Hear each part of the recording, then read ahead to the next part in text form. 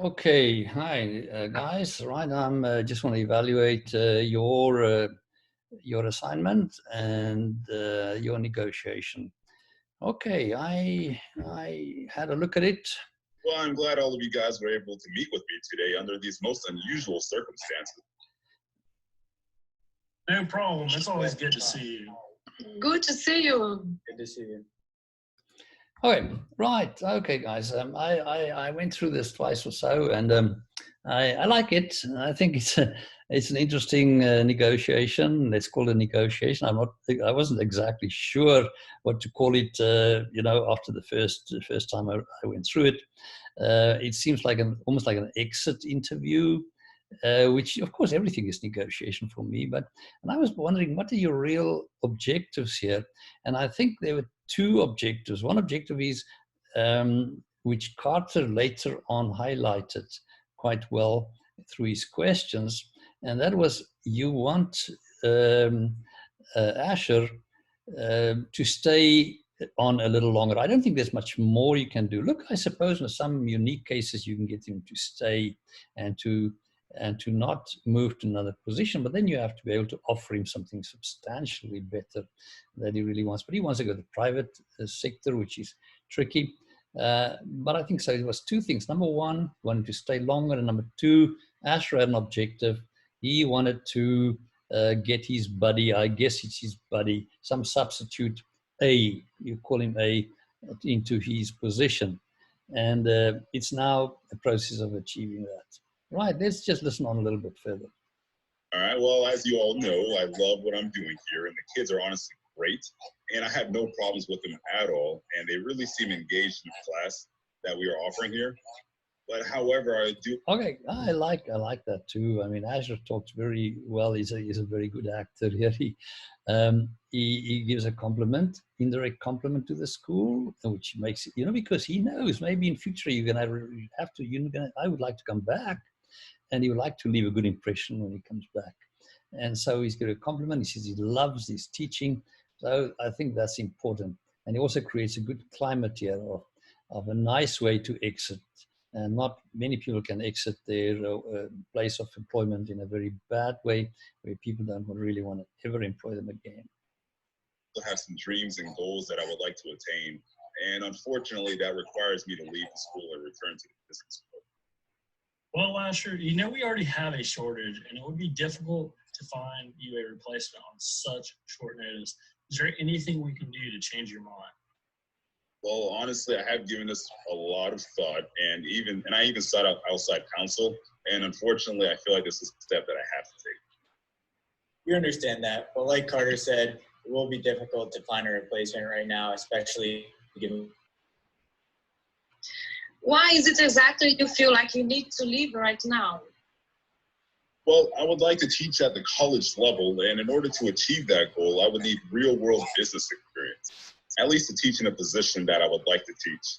And in addition, I would also need to get a PhD in order to increase my... All right. I don't want to interrupt the talking really, but you all look good. I think, Katrin, you look really professional, and you all talk with confidence. Just like I told you in the first time when I took the little video of yours in the class, I think you're a good group, and you interact very well. You have some good skills amongst the four of you. I think Carter's got some great questions. He's really asking them at the right moment, and very good. I think Joe also listens very well and asks the right questions at the time, and Katrin comes across with a lot of confidence. I really like that. It's chances of landing employment at that next level.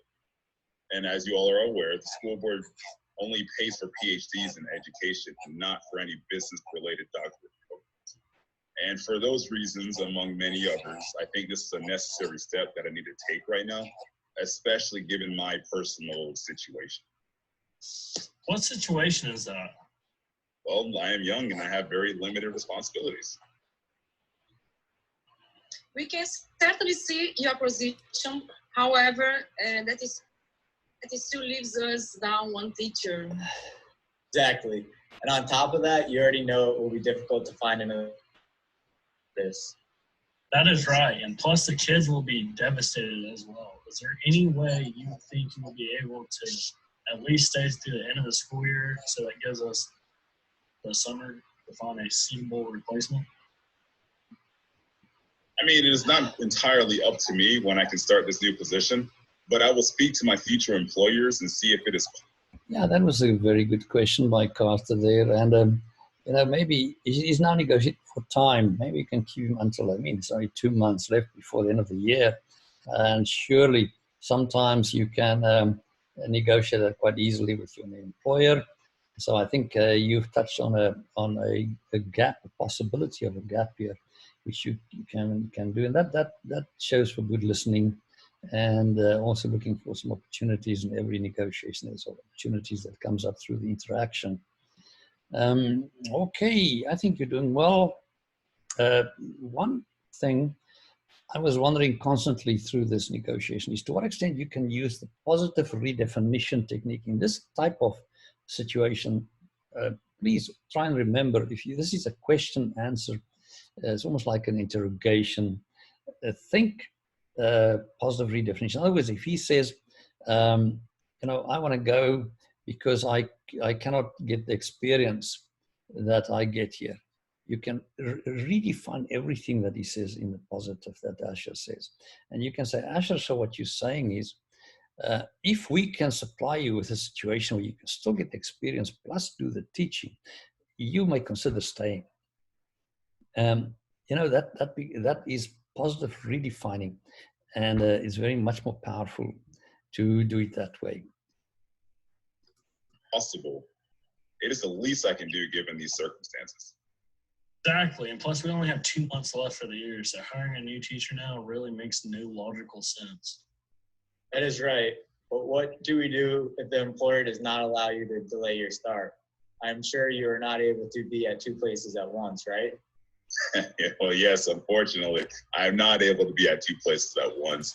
Okay, there could be an opportunity, Joe, by saying to Asher, look, instead of just almost reaffirming that you cannot be at 2 places, or say, but what about you asking your employer if you can start there, but in the meanwhile, just also teach at the same time while you're starting maybe a couple of hours per day, if they, you know, so you have hours to play with also in your negotiation with your new employer. But thankfully, I did think that through while we were all talking. And I thought, well, why not find one of the building substitutes to man my class? I know it's asking for a lot, but I know Mr. A will do a fantastic job. And the kids already know him very well. Okay, of course, he's not just thinking about it now while you were talking. I mean, that is, now you know he's lying. I mean, but I'm just pulling your legs here. Asher knew exactly, you know, what he wanted to do, and I suppose you also knew, and you practiced this a little bit. But I think now there really is coming down, that is really what he wants. He wants a job for somebody, you know, one of his buddies, and well, that's not a bad option anyway. That's true. And Mr. A is looking to become a teacher in the future as well. That may actually work. Yeah, that's true. He did a fantastic job in Ms. Z's class earlier in the year when she was on permanent leave. Okay, guys. Well, you know, I don't have to listen any further. I think it was well done. Just remember, there are many techniques, and you can try them out. You know, you can. What I also a technique that I never spoke about is what I call a violation of expectation technique. In other words, if you can come prepared, and you should always prepare for anything like any interaction you're going to have, and you can come with an idea that no one ever thought before, then you have a lot of power. It's I don't think I discuss it anywhere in the textbook, but that's a very good persuasive technique. It's called the violation of expectations. You violate people's expectations. You come with a different idea that nobody thought about. Okay, guys, I like this. This is well done. Please, I want your feedback on my feedback, all right? And that will grant you each an extra grade. So please, I will post this on the portal. I post the link on the portal too. Enjoy your day. Thanks a lot.